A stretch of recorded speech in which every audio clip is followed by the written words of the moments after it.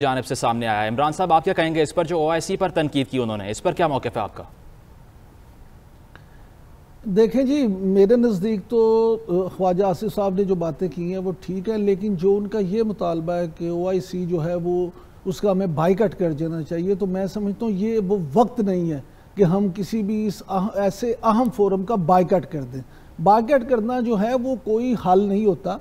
मेरे नज़र ये है कि हम वहाँ पे ना सिर्फ इस पर भरपूर एहतजाज करें, बल्कि अपना मौक़िफ़ और भी ज़्यादा वाज़ेह तरीके से पेश करें और वहाँ पे ये उनको ओआईसी को इस बात का एहसास दिलाएं कि आप जो कर रहे हैं वो ठीक नहीं है। आप एक ये इस्लामी ममालिक की तंजीम है, इसमें आप अपने इस्लामी ममालिक के मफाद को देखें, ना कि अपने ज़ाती मफाद को।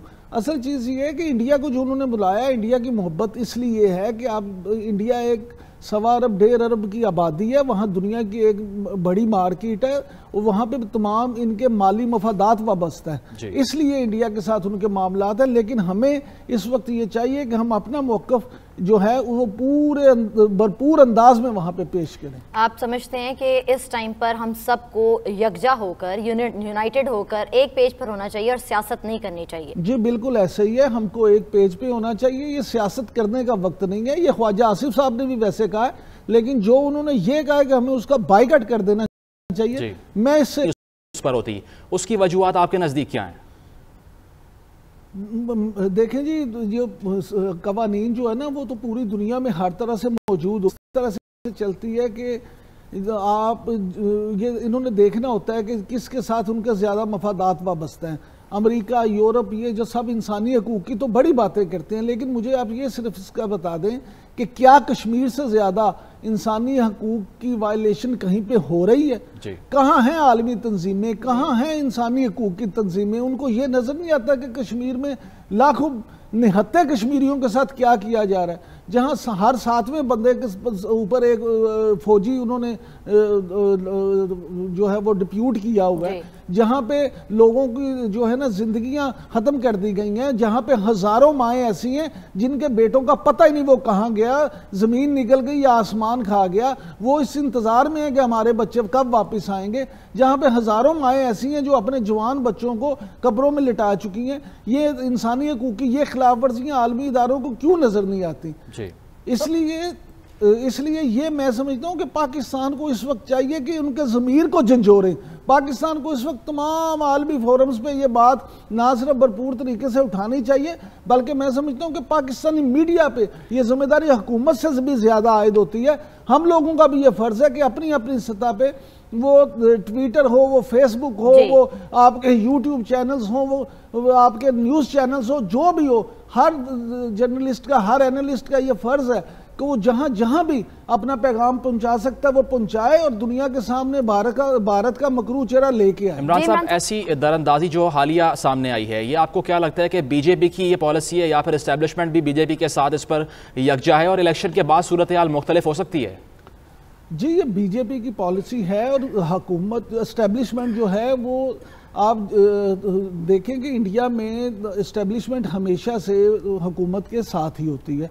अब बीजेपी की ये पॉलिसी है, मैं आप देखेंगे कि इलेक्शन के बाद इसमें आपको एक वाज़ेह तब्दीली नज़र आएगी इलेक्शन के बाद। और जिस तरह से ये हालात हैं, अगर वाकई जो मुख्तलिफ सर्वे भी आ रहे हैं, 2 तरह के सर्वे आ रहे हैं। एक तो फिच का सर्वे आया था जिसके मुताबिक मोदी सरकार की जो है वो मकबूलियत में कमी हो रही है और कांग्रेस जो है वो, इसीलिए ये मोदी इसलिए भी ज़्यादा परेशान है कि कांग्रेस और राहुल गांधी और प्रियंका गांधी जो हैं वो जिस तरह से मकबूल हो रहे हैं, जिस तरह से अवाम में उन्हें पजीराई मिल रही है, तो मोदी ये समझते हैं शायद कि कांग्रेस जो है वो इलेक्शन जीत जाएगी और हमें हार का सामना करना पड़ेगा, इसीलिए उन्होंने ये किया है।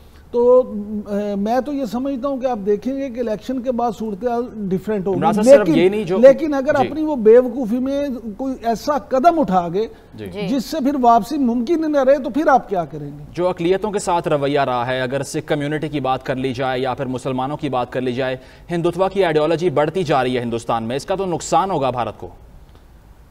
आप देखें जी कि सिख कम्युनिटी हो, वहाँ पे मुसलमान हो या इवन निचली ज़ात के हिंदू ही क्यों ना हो, आपको इंडिया में साफ वाज़े नज़र आएगा कि उनके हवाले से क्या किया जा रहा है। इंडिया वैसे तो दुनिया में सबसे बड़ी जमहूरियत होने का दावा करता है, सेकुलर मुल्क होने का दावा करता है, लेकिन अगर आप आलमी तंजीमों की तरफ से ही जारी किए गए अदादो शुमार देखें, मुख्तलिफ सर्वे रिपोर्ट्स देखें, तो आपको अंदाज़ा होगा कि असल में इंडिया का कितना घिनौना चेहरा है जो आवाम के सामने उनका मीडिया नहीं लाता। जी। आप देखें दुनिया भर में सबसे ज़्यादा गुर्बत कहाँ है, वो आपको इंडिया में मिलेगी। दुनिया भर में गुर्बत की लकीर से नीचे लोग कहाँ हैं, वो इंडिया में मिलेंगे। दुनिया भर में सबसे ज़्यादा लोग आपको सड़कों पे सोए हुए कहाँ, इंडिया में मिलेंगे। दुनिया भर में आपको सबसे ज़्यादा लोगों की तादाद ऐसे जो जिनके पास इवन वाशरूम इस्तेमाल करने की सहूलत नहीं है, वो आपको इंडिया में मिलेंगे। दुनिया में सबसे ज़्यादा ख़वातीन के हवाले से जो बेहुरमती की जाती है उसके वाक़यात आपको इंडिया में मिलेंगे। इंडिया में कौन सा ऐसा घिनौना काम है जो आपको दुनिया भर में सबसे ज़्यादा नहीं मिलेगा। लेकिन इसमें आप ये देखें ना कि इंडिया फिर भी सेकुलर होने का और इस तरह के दावे करता है, जहाँ इंसानी हकूक़ की सबसे ज़्यादा पामाली आपको इंडिया में मिलेगी। एक आलमी इदारे के हालिया सर्वे के मुताबिक दुनिया के 193 ममालिक में से निचली जातों के और ये जो निचला तबका है उसके खिलाफ इंसानी हकूक़ की कार्रवाइयों के हवाले से आपको हैरत होगी कि इंडिया का 173वां 173 नंबर है, यानी कि दुनिया के आखिरी जो 20 ममालिक हैं, इंडिया का शुमार उन ममालिक में